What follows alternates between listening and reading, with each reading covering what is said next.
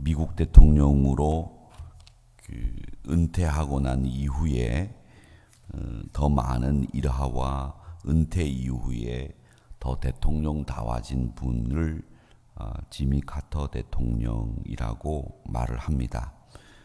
저는 이 지미 카터 대통령이 해군사관학교를 다닐 때 그리 성적이 좋지 못했다는 것, 그리고 은퇴 후에 미국 대통령의 품격을 한 단계 업그레이드 시킨 사람이라고 생각을 합니다. 이 지미 카터 대통령이 은퇴 후에 책을 쓴 것이 나이 드는 것의 미덕이라고 하는 책을 썼습니다. 원 제목은 The Virtue of Aging이라고 하는 책인데, 자신이 대통령에서 물러난 이후에 그 자신이 겪은 지혜로운 일들을 적어 놓은 책인데, 이분이 80년대 대통령 선거에서 재임에 실패를 하고 조지아주 땅콩 농장으로 다시 내려가지요. 선거에서 패배하고 재임에 실패하고 난 뒤에 고향에 돌아가 보니까 반갑지 않은 두 가지 사건이 기다리고 있었습니다. 하나는 선거에 돈을 썼는데 그 한 100만 불 정도 되는 빚이 있었다고 하는 겁니다. 그 다음에 하나는 어쩔 수 없이 인정할 수밖에 없는 현실, 즉 나이가 들어가고 있는 자신의 모습을 발견하게 되는 이 두 가지 사건이 이 선거 패배, 재임 실패 이후에 그를 기다리고 있는 문제였습니다.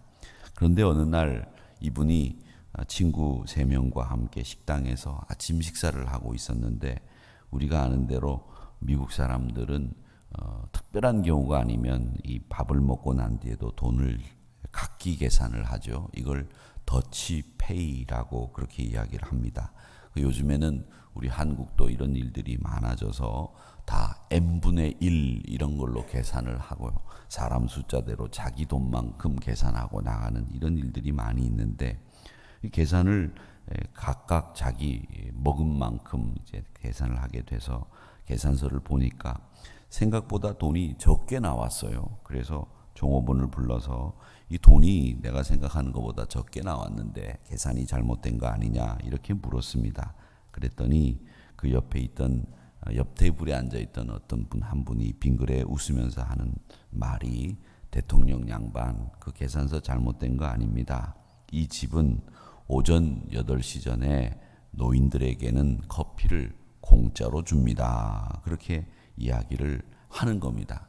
그런데 그 식당에는 오전 8시 이전에 노인에게 커피를 공짜로 주는 식당이 아니고 자기가 그 커피값과 일부 계산을 한 겁니다.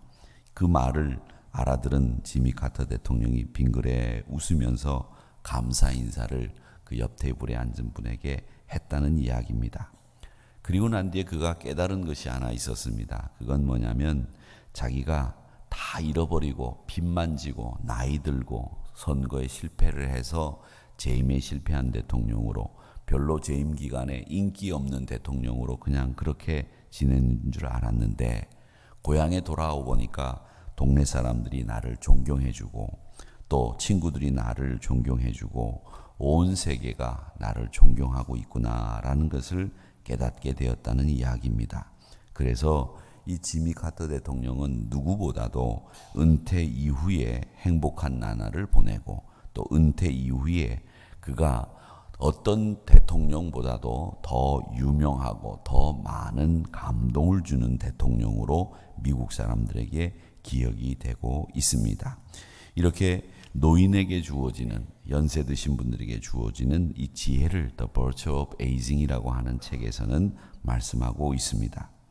여러분, 우리가 이 예화에서 깨닫게 되는 교훈이 있다고 하면 무엇이겠습니까?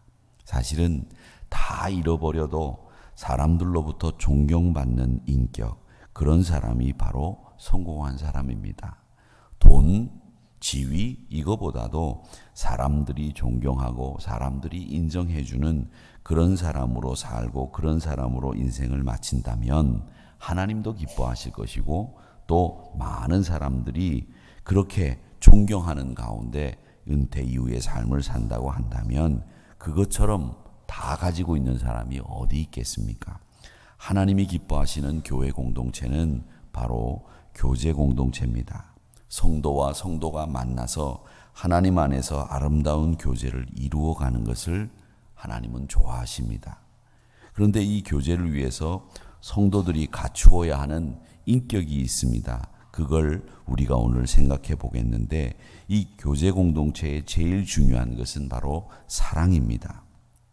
오늘 말씀해 보면 제일 필요한 교제 공동체의 사랑을 이야기하고 있는데, 이 사랑의 종류와 특징에 대해서 성도들에게 교훈을 주고 있는데, 이 사랑의 이야기를 하는 이유가 있습니다. 신학자들 가운데서는 그런 얘기들을 합니다. 이 이야기를 로마서 12장에서 바울 사도가 하는 이유는 초대교회 안에 사랑이라고 하는 개념 자체가 없었다는 거예요. 지금은 우리가 말씀이 이렇게 완성이 돼 있어서 우리가 기독교가 어떤 종교이다라고 하는 정체성과 교리들이 있어서 사랑 이야기를 많이 하지만, 초대교회 당시에는 온 동네 사람들이 다 모이고, 유대인 모이고, 이방인 모이고, 이 사람 모이고, 저 사람 모이고, 또 사실 기독교의 처음 신자들은 하층민들, 노예와 그리고 하층에서 일하는 사람들이 주로 이 교회 구성원들을 이루었기 때문에 이 교회 안에 사랑이라고 하는 것을 나눌 수 있는 그런 마음의 여유가 없었다는 겁니다. 그래서 이 로마서나 고린도전서에서 이 사랑에 대한 이야기를 유독 강조하고 많이 하고 있다, 이렇게 이야기하는 이 신학자들도 있습니다. 그러나 분명한 것은 예수님이 사랑을 위해 우리를 사랑하시기 까닭에 십자가를 지셨기 때문에 이 사랑이라고 하는 것은 우리 기독교를 이야기하는 가장 중요한 명제입니다. 그 사랑이라고 하는 것은 어떤 사랑이어야 되느냐? 9절 말씀에 보면 사랑에는 거짓이 없나니 악을 미워하고 선에 속하라, 이렇게 말을 합니다. 사랑은 위선이 아닙니다. 사랑은 거짓이 아니라는 말입니다. 즉 진실하다는 말입니다. 이 거짓이라고 하는 헬라어 말은 히포크리테스라고 하는 사람이 뭐라고 설명했느냐면 배우, 액터, 그렇게 이야기를 합니다. 배우가 연기하는 것처럼 거짓 줄거리가 사실인 것처럼 가장해서 연기하는 걸, 이걸 위선이라고 말을 합니다. 사실이 아니라는 거죠. 여러분, 우리 그리스도인들의 사랑은 연극이 돼서는 안 됩니다. 마음속에는 악독을 품고 있으면서 입으로만 사랑하자, 사랑이 없다, 있다, 이런 이야기를 하면 안 된다는 겁니다.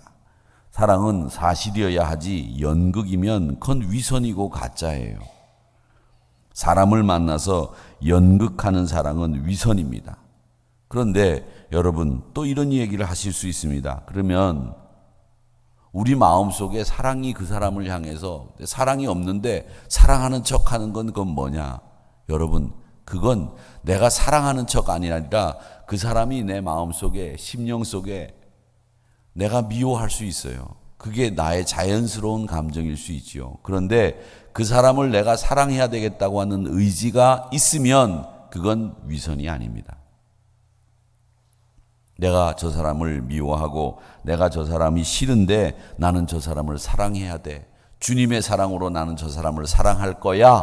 이런 의지가 있으면 내가 하는 그 사랑은 비록 마음속에 그를 미워하는 내 분노가 있다고 할지라도 그것은 위선이 아니라는 거예요.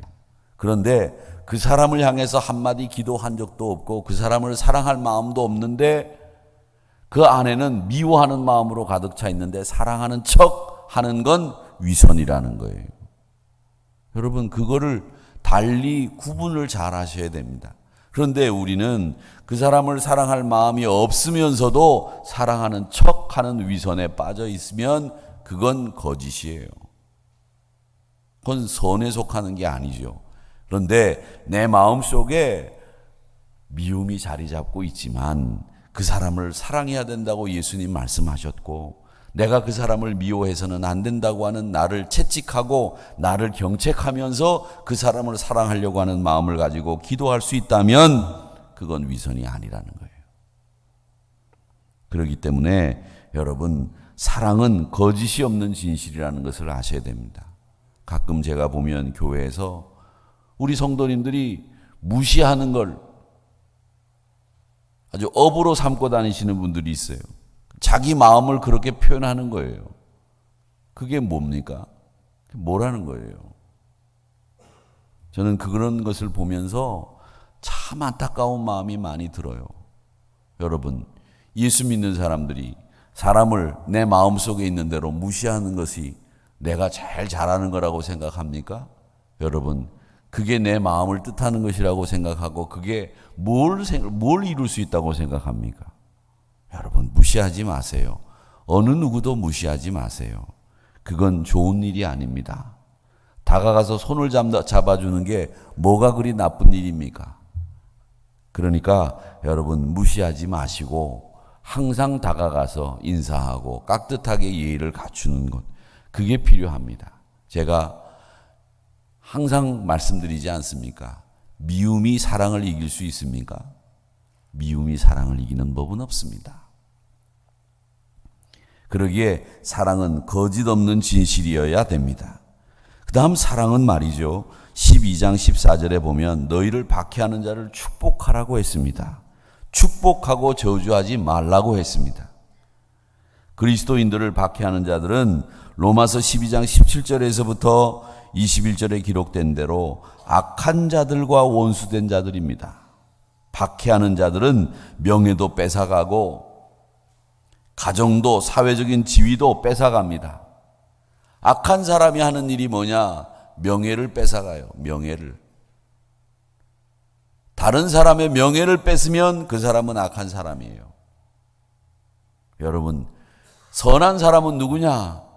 선한 사람은 그 사람의 명예를 세워주기 위해서 애를 쓰는 사람이 선한 사람이에요. 믿음의 사람들은 항상 다른 사람들의 명예를 존중해주고 그 명예를 세워주기 위해서 애를 써야 됩니다. 가정도 사회도 어떤 것도 이 명예를 뺏어서는 안 돼요. 명예를 뺏어서 되는 사람은 없어요. 사랑은 뭐냐? 항상 축복해주고 나눠주는 사람이 사랑의 사람이지 뺏어가기 위해서 애를 쓰는 사람들은 사랑하는 사람이 아니에요. 그런데 사랑은 그 사람도 미워하지만 미워하면서도 뺏어가기를 주저하지 않습니다. 그걸 업으로 삼습니다. 그걸 의로움이라고 생각합니다. 여러분, 미워하고 저주해야 될 그 사람들을 그런데 우리는 어떻게 해야 되느냐? 축복하라고 말씀하고 있습니다. 바울은 예수님을 그대로 따르고 있는데 예수님이 뭐라고 말씀하셨느냐 하면 누가복음 6장에 보면 너희 듣는 자에게 내가 이르노니 너희 원수를 사랑하며 너희 미워하는 자를 선대하며 저주하는 자를 위하여 축복해라. 너희를 모욕하는 자를 위해 기도해라.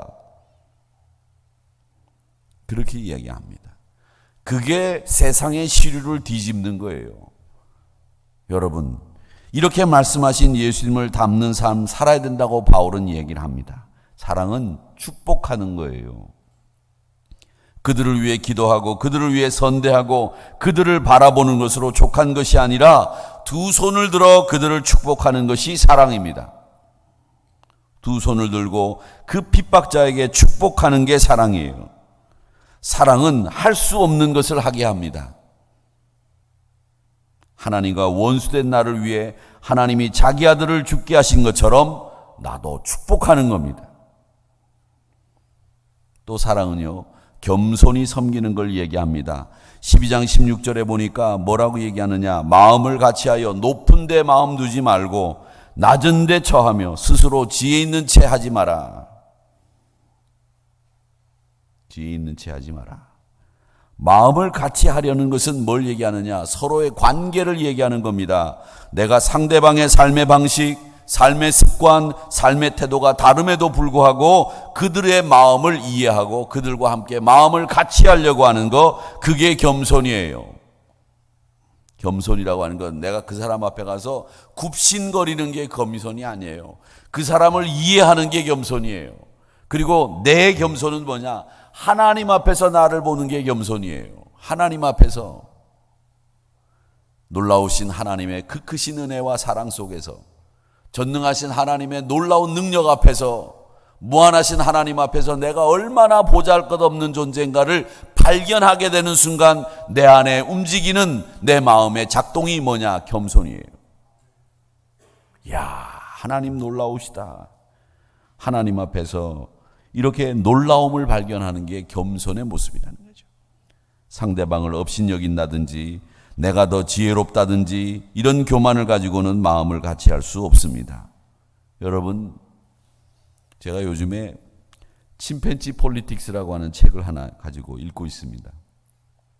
아주 유명하고 오래된 책인데 제가 한 보름 전에 책을 사서 읽고 있는데, 그 침팬지 폴리틱스라고 하는 책을 읽어보니까 우리 사람들하고 똑같아요, 원숭이가.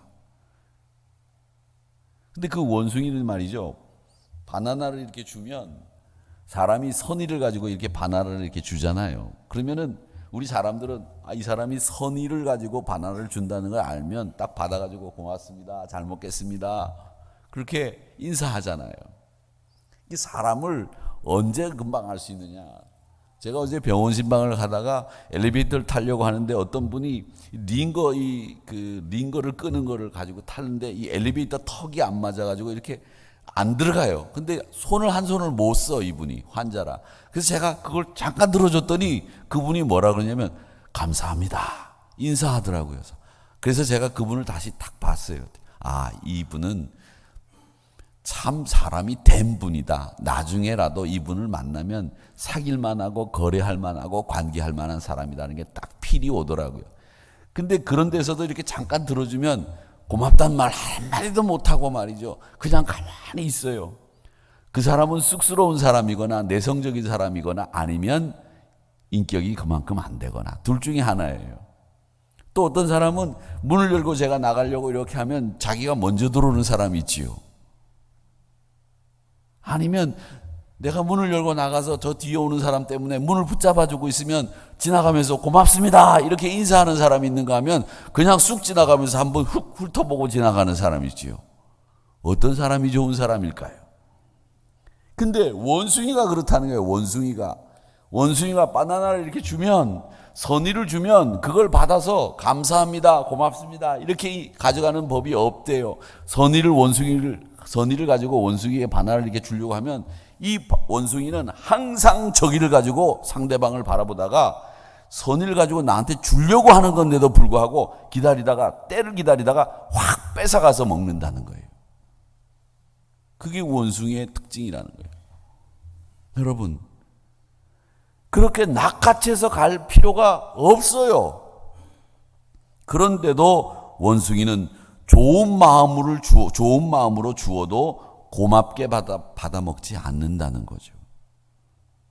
사람이 사람답지 못하면 존경의 대상도 없고 존경도 못 받고 저 사람은 늘 나를 해칠 사람이겠지, 저 목사도 별 수 없는 사람이겠지, 고마운 마음, 감사한 마음이 없다 보니까 누구에게도 감사할 생각이 없고 누구에게도 존경할 마음이 없는 거예요.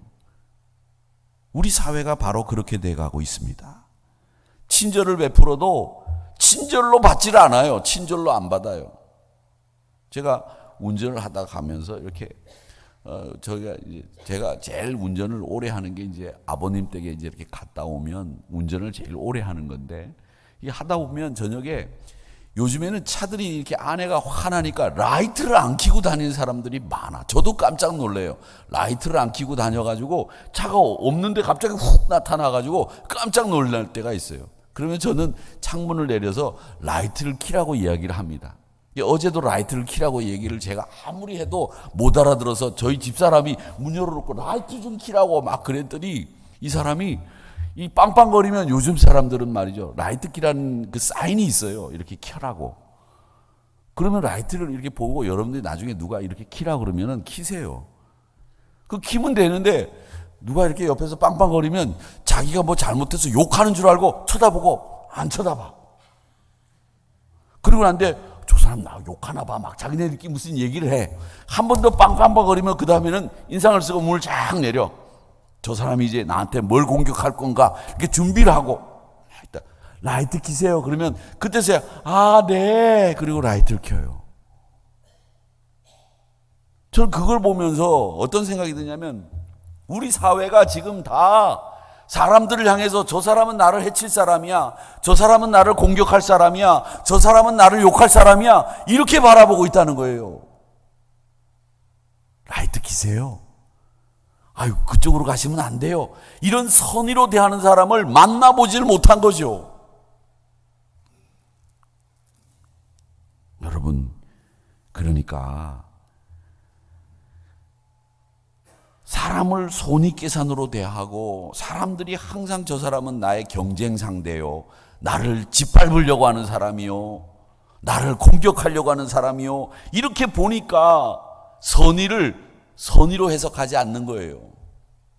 항상 왜곡되게 해석하고 항상 삐뚤하게 바라보는 거죠. 여러분, 남을 존경하면서 사는 사람이 남으로부터도 존경받는 거고 내가 남을 존경할 때 내가 또 존경을 받게 되는 줄 믿습니다. 여러분, 그래야 신뢰가 쌓이는 거죠. 존경하는 마음이 없으니까 존경 못 받는 거예요. 사랑하는 우리 성도 여러분, 분명히 기도하기를 우리 믿음의 사람들은 거짓이 없는 진실한 사랑, 축복을 해주는 겸손한 사랑의 주인공들이 되시기를 주님의 이름으로 축원합니다. 그러면 이 교제 공동체는 특징이 두 가지가 있는데 하나는 온유와 겸손의 특징이 있습니다. 하나님이 기뻐하시는 교회 공동체를 만들어가기 위해서는 이 온유와 겸손의 말씀을 우리가 받아야 됩니다. 마태복음 11장 29절 말씀에 마음이 나는 온유하고 겸손하니 너희들은 나의 멍에를 메고 내게 배워라. 그리하면 너희 마음이 쉼을 얻으리니 이는 내 멍에는 쉽고 내 짐은 가볍다. 그렇게 말씀하셨어요. 이 말은 예수님의 온유와 겸손을 너희들도 배워라 이 얘기입니다. 근데 우리가 예수님을 따라가기에 너무 부족해요. 온유하지 못해요. 항상 분통에다가 분을 채워놓고 살고 있어요. 항상 내 이익을 중심으로 생각해요. 나를 중심으로 생각해요. 내 마음에 안 맞으면 얼굴이 벌써 붉어져요. 입이 반쯤이나 나와요. 이렇게 살지만 예수님은 우리에게 뭐라고 얘기하시고 있느냐면 야, 너희들 네 마음이 편안하니? 그렇게 사니? 아니요, 편안하지 않습니다. 그렇지? 그러니 온유와 겸손을 배워. 예, 알겠습니다. 그러면 네 마음이 쉬워. 예, 알겠습니다. 그런데 온유와 겸손은 안 배워요. 뭘 배우느냐? 세상 사람들하고 똑같이 생각한다는 거예요. 사고방식이 똑같아요. 루틴이 똑같아요. 세상 방식하고. 그러니 그리스도의 향기가 어디서 드러나느냐? 믿는 사람들의 얼굴이 표독스럽거나 인정사정 없는 냉정한 얼굴로 그 얼굴의 모습이 나타난다면 그거부터 바꾸는 일에 힘써야 됩니다. 여러분, 사람의 얼굴에서 그 마음을 읽을 수 있어요.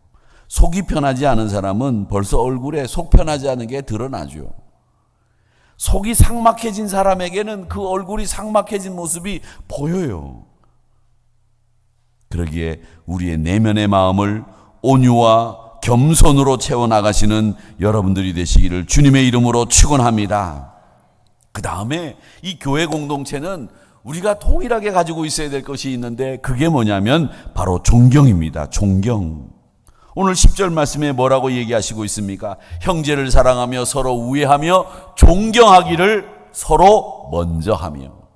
근데 여기에 존경하기를 그 다음에 그냥 우애하고 존경해라 이렇게 하지 않고 존경하기를 어떻게 한다? 서로라고 하는 말과 먼저라고 하는 말이 들어가 있어요. 존경은 한 사람만 하는 게 아니에요. 목사도 장로님들을, 권사님들을, 집사님들을 존경해야 돼요. 존경해야 돼요. 장로님들도, 권사님들도, 집사님들도 자연인인 윤창룡이 아니라 목사를 존경해야 됩니다. 장로님들도 권사님을 존경하고, 권사님들도 장로님을 존경하고, 집사님들도 권사님과 장로님을 존경하고, 장로님도 집사님을 존경해야 돼요. 이게 오늘 말씀이 가지고 있는 뜻이에요. 어떻게? 서로 어떤 특정한 사람만 존경해서 되는 일이 아니란 말입니다. 누구나 서로 존경해야 된다. 그리고 존경하는데 또 하나 단서가 있지요. 어떤 단서가 있습니까? 먼저. 그래서 존경하는 데는 두 가지 단서가 늘 따라다니는 거예요. 먼저, 서로. 이 말씀을 깊이 유념해야 됩니다. 성도들 간에는 누구와 관계없이 서로 먼저 존경해야 됩니다. 이렇게 하노라고 한다면 내 마음이 그리스도의 마음으로 채워지지 않을까? 내가 결국 내 마음이 그리스도의 마음으로 이끌어지지 않을까?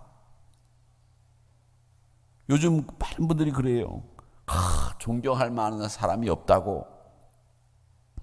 다른 말로 얘기를 하면 그 말은 나도 다른 사람에게 존경 못 받고 있다는 말이에요. 여러분, 그러지 마시고 존경할 사람을 만드세요.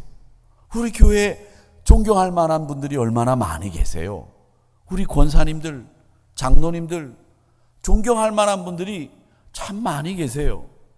근데 우리는 가까이에 정말 좋은 분들이 많은데도 불구하고, 가까이에 좋은 분들이 많음에도 불구하고 우리는 그걸 못 알아차려요.